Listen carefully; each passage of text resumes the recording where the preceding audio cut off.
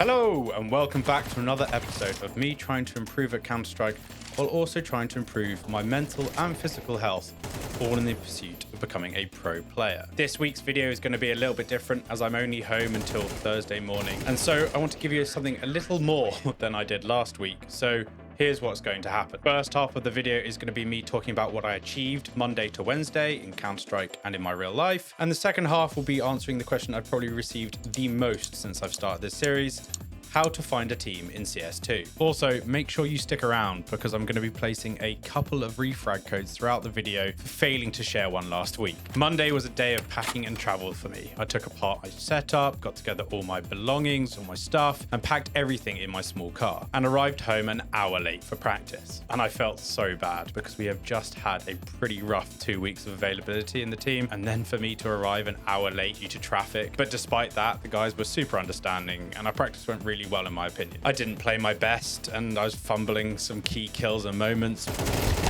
Nice shot. Killer. I'm coming. I'm hiding, I'm missing. But overall, we had really good comms, we had good trading and worked space and picks well together. Yeah, careful, FACEIT. Crash aim in. Aim in. One dead. Yeah, Okay. one more. One close mid. One more. Nice, I'm with you. In camp! He's here. This is me. I was just MP9 rushing, brothers. Can't hit anything else. And to be honest, when you've had 2 weeks of pretty poor practice together, those are the main things you can ask for when trying to build on the basics of Team CS. Summit toss. Nice! Oh my Kit God. right, Kit right.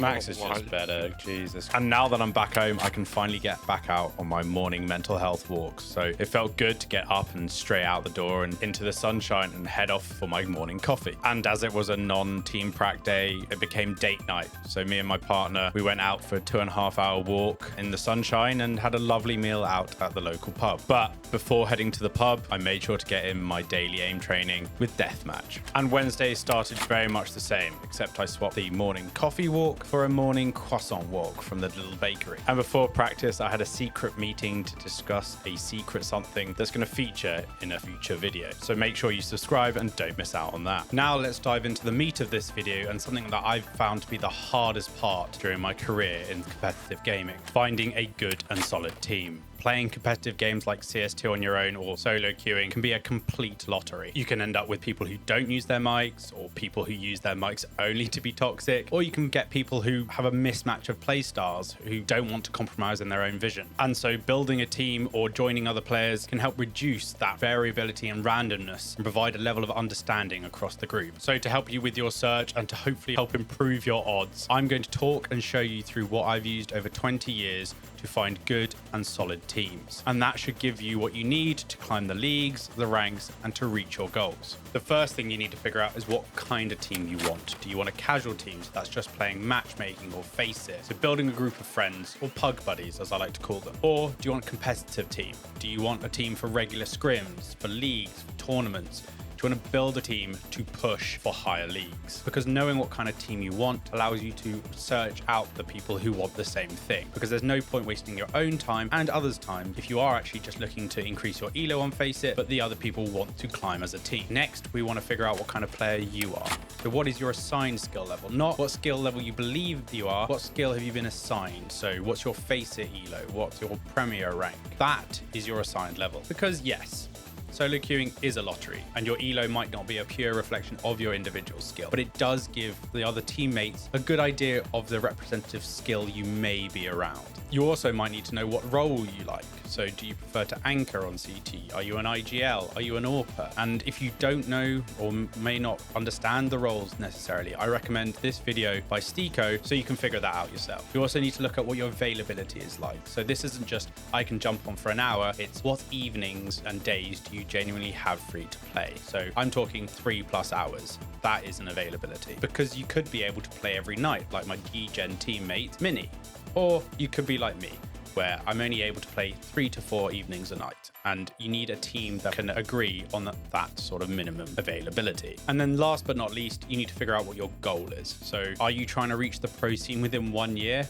bit unrealistic, or are you just trying to push the next stage? So you need to be upfront about what that goal is so that you can align with your teammates. Because for me, my goal is to reach inters, and that aligns with my teammates and allows us to work well. And next, you need to figure out what you expect of your teammates. So this also needs to be an expectation of yourself, because you cannot expect the best from others and then be a bad teammate yourself. You also need to set a minimum availability you want from your team. So how many times per week as a minimum do you want to team practice? And attitude, because at the end of the day, you don't want people to be dicks in your team. You want positivity. You don't want any negative Nigels, but you do want people to take constructive criticism, because constructive criticism is good.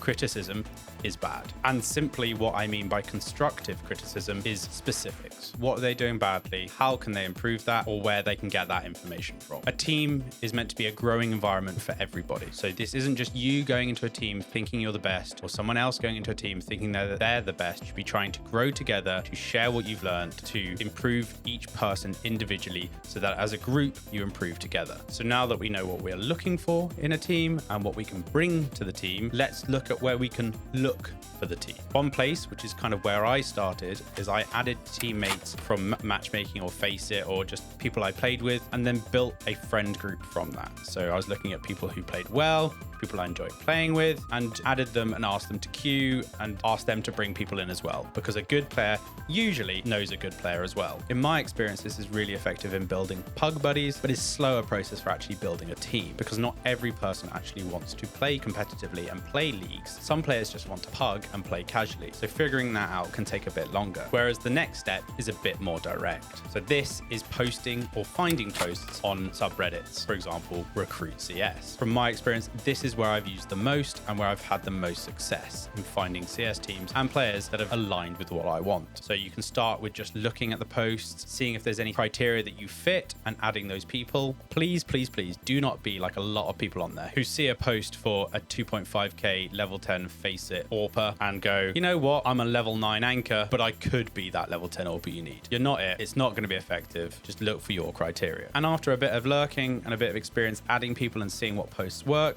you can then build your own template and make a post yourself. And in this, you'll be outlining those key points of who you are and what you can bring to the table, what kind of team you're looking for and what you can bring to that, and also what kind of players you are looking for in that team. And that should give a good area for people to look in for you as a player. And I'd really recommend to be as specific as you can in the post. You want to attract the best prospects possible. You don't want to waste your time with bad applications. And the third way, which is constantly recommended, but I cannot comment on because I've never used, is using Discord servers. So that's community or content creator communities that have, are looking for team sort of channel in them, or using the new FACEIT looking for team feature. But again, as I said, I've never used it. I cannot verify it works and therefore cannot recommend. And now you have the knowledge of actually finding a good and solid team. I want you to manage your expectations, because finding a team is still hard and still takes time. At the beginning, people hide their toxicity and ego and maturity. People give up when it gets tough and there's some losses and their skill starts to suffer. People are fallible and stubborn,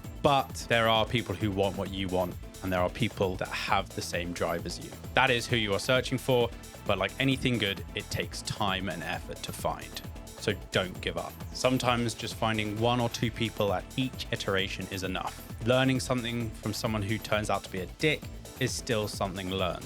Taking the time and finding your people is definitely worth it. Not only to build a good team to play with, but also to find friends. I still have so many friends from previous Counter-Strike teams and also previous competitive games. And just a quick editor's note, 2 of those people include my best friend and somebody whose wedding I went to. And although some may leave the space and stop playing competitive games, some are still around to play casually with, or even start new teams with later on. Well, now you know how to find the CS2 team of your dreams. Use this knowledge wisely and manage your expectations. Thanks for watching and good luck. And I hope to play against you soon. Peace.